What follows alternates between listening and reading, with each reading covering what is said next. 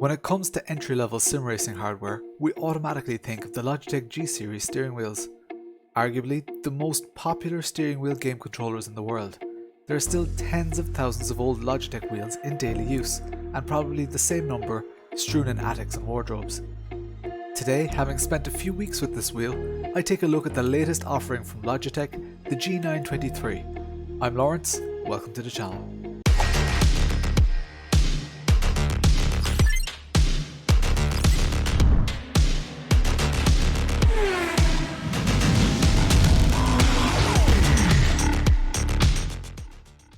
Introduction. On the left you'll see all the sections in this video. I've put timestamped links to each section in the description below. While you're down there, please hit the thumbs up button to help YouTube suggest this video to others like you. Please consider subscribing and hit the notification bell if you want to be notified about upcoming reviews. 70% of the people who watch my videos are not actually subscribed to the channel. Logitech sent me this wheel for testing and I accepted on one condition. I wanted to use it as if it was my own and wanted to keep it for an extended period of time. So I ditched my direct drive wheel and my load cell pedals and I used the G923 exclusively for the past 2 weeks. That meant that for all my sim racing activity, videos, streams, practice, everything was done with the G923. I felt that this was the only fair way to judge this wheel, as spending only a few hours with it would be unjust. It would be just like comparing a tenting holiday to a 5-star hotel stay. I needed to rely on it, I needed to depend on it, and I really wanted to fall in love with the Logitech brand all over again. What's new? The biggest talking point about this new steering wheel is that how at a glance it's not much different to its predecessors. The Logitech G923 does sport a number of new features which weren't previously available. I'll cover them in a bit more detail in their dedicated sections, but the main differences are the upgraded brake spring, the nifty dual clutch functionality, and Trueforce, the branding that they've put on the technology, which provides largely improved response times and what they refer to as vibro-tactile effects, which are similar to those produced by a tactile transducer or a bass shaker. The G923 comes in 2 versions, an Xbox compatible version and a PS4 compatible version. Both of them are compatible with PC. Brake pedal. The second I unboxed the product, I pressed the pedals with my hands and noticed a slight difference to what I was expecting. Logitech never mentioned anything about a brake upgrade in any of the marketing material I saw, so I dismissed my gut instincts at the time. It was only when Will from Boosted Media took them apart that he noticed that they've incorporated a new progressive spring. This may seem like a small thing, but it gives you a far clearer muscle memory map than just having a regular linear spring like its predecessors. In all my testing of this wheel in the past 2 weeks, all my competitive races across multiple sims, the brakes were not an issue for me. Coming from load cell, that was pretty surprising. I was expecting it to be a massive struggle, but although my braking wasn't as good as my regular load cell pedals, it was far better than with my old G27 pedals, which I used for about 5 years. Dual clutch technology. This feature was advertised in their marketing material and I didn't know what to expect from it. The steering wheel doesn't feature dual clutch paddles, which was the main confusing bit. Being quite attached to my dual clutch paddles on my other steering wheels, I see real value in this feature.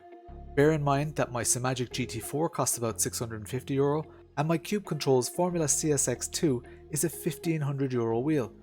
And Logitech is offering the same functionality on a €400 package which includes a wheelbase and pedals.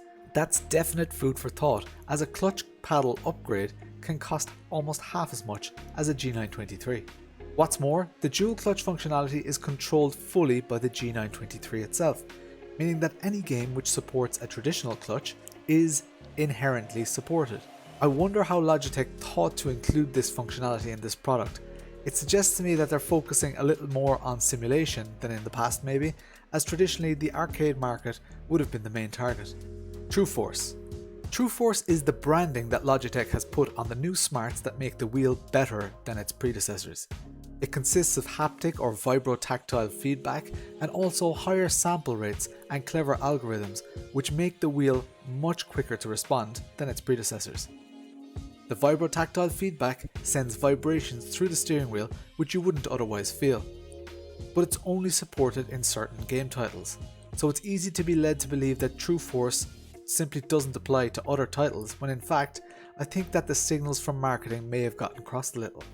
I was led to believe that Trueforce was just a simple rumble feature to make you feel more through the wheel. Turns out, it's actually more than that. The wheel is so much quicker to respond, even in titles like Assetto Corsa and Dirt 2.0. Whatever they've done to the smarts has given those old motors and gears a new lease of life. You need to play around with your settings a bit, as older Logitech wheel settings don't seem to work on this wheel at all. Truth be told, despite a surprisingly good driving experience in iRacing, I didn't initially notice much improvement over the older wheels in other titles, until I tried to drift with this wheel in Assetto Corsa. Then it became very apparent that the reaction speed is exponentially quicker than its predecessors. When I did try it in iRacing, I was extremely satisfied with the driving experience, again with the right settings. I felt a lot through the wheel, although I didn't have the same level of confidence that I would have with a higher spec wheel. The vibro tactile feedback is nice, but only when it's very subtle. If you run it solely off the game audio, it just gets confused and there's lots of sound, and your wheelbase also effectively becomes a speaker. As in, if you mute your game sound, you'll actually hear game noise from the wheelbase, which is odd to say the least. iRacing allows you to set the config in such a way that the vibration is a little more clever, responding to the game via the Trueforce API rather than using just the game audio. I really enjoyed the feel of gear shifts through the steering wheel, and in general, the wheel felt better than any Logitech wheel I've ever used. As for Trueforce support in other titles, Logitech told me that they would love to see both companies and modders take on the Trueforce API and try to make the most of it. Encoders and buttons. One of my gripes with the previous generation of G-Wheel was the rotary encoder, which just didn't work very well, if at all. It was very loose with a poor detent and very hit and miss registration of inputs. Sometimes you would scroll and nothing would happen, and other times you would scroll and it would register 2 inputs for each click. The one on this G923 does seem a little better. The detent is slightly firmer and more predictable, however if you move the encoder too quickly or too slowly, it doesn't register any input. It's always going to be an entry-level rotary encoder, but it's definitely more usable than previous versions of this wheel. Support. The wheel launched with support for iRacing, Assetto Corsa Competizione, Grid 2019 and Gran Turismo Sport. Although support for iRacing requires some manual setup, native support from within the iRacing UI is coming, along with support for F1 2020 and Dirt Rally 2.0. The wheel features a rev gauge LED system, where you would have found them on a G27 or on the G29. The G920 never had these, and funnily enough, the Xbox version of the G923, which I got to test here, seemed to have a problem whereby the rev lights wouldn't work in Assetto Corsa. They worked fine in iRacing or anything that was supported by the Trueforce API, but when I contacted Logitech, they told me that LED support for the Xbox version is not released yet, but will be released via a firmware upgrade soon. If you're experiencing that issue, Logitech say it'll be sorted soon and you'll just have to wait a little while. I've never had the best relationship with Logitech Hub and Logitech Profiler. From having to run an ancient version of the Profiler to get the best out of my G27, I've never had the best experience with Logitech software. I own a lot of Logitech products and still use my relatively old Logitech G19S keyboard every day. However, I had to uninstall the old Logitech Hub software to be able to use the new Logitech Hub software properly, and although the new Profiler recognized my C920 camera, it didn't recognize my G19S keyboard. I also ran into a small issue where the wheel just didn't feel right. Dual clutch wasn't working, and I ended up uninstalling the Logitech Hub and the USB drivers for the steering wheel. That sorted out my issues, but it wasn't a great experience. This is an entry level wheel, and if I wasn't tech savvy, I wouldn't have managed to uninstall it all and get it working. Cost. This is my biggest gripe with this wheel. The cost jump between the previous generation of this wheel and this one is over €100. The G923 costs €400 delivered, which puts it firmly in the price range of the entry-level belt-driven systems. I'm not sure what the thinking is from Logitech, but I can only imagine that their competitors are loving the new price point. Logitech is extremely good at marketing, and many people who buy Logitech wheels are just looking for a game controller and not necessarily a piece of sim racing hardware. I bet they know what they're doing, but I can't help but think that Logitech Trueforce and Logitech G923 is a story that we haven't heard the end of yet. Final thought. The release of this wheel was pretty controversial. At the outset, it looked like the same old wheel, rebranded with a random new number and an inflated price tag. All served on a bed of high budget marketing featuring Fernando Alonso. This didn't go down well with the sim racing community, many of whom sparked their passion for sim racing with the Logitech hardware, but soon outgrew it or were forced to shift their brand loyalty to Trustmaster or Fanatec. I think that people want more from Logitech, and the backlash towards this product has come largely from people who aren't even in the market to buy an entry-level steering wheel. Regardless, 99% of the people with an opinion haven't had the opportunity to even use the G923 yet.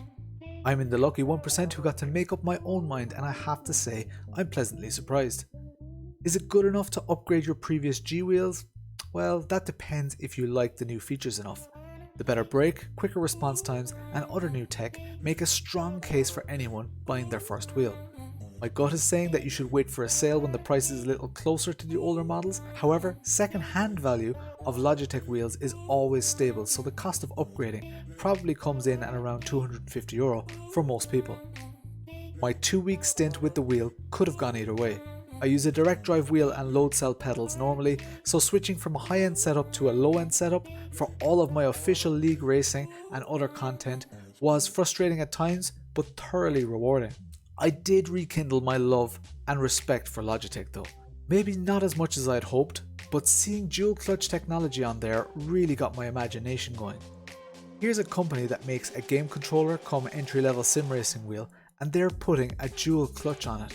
It doesn't really fit in with my picture of what a Logitech wheel has been to date, but I see Logitech taking some positive steps towards simulation with the increased granularity in feedback, dual clutch and better brake, all things that they didn't really need to do if they were concentrating solely on the arcade market. Granted, the Trueforce vibration is good when harnessed properly like in iRacing, when it uses the game physics, but a bit of an arcadey gimmick when it runs solely off the game audio. I'm a little disappointed to see that Logitech still doesn't have a handbrake peripheral. Console owners and PC owners are screaming out for this simple accessory, which seems well within Logitech's capability to provide but doesn't seem to be on their radar. I must say that although I'm just a small-time channel with 3,000 subscribers, Logitech treated me with amazing respect, answering my questions very directly and promptly.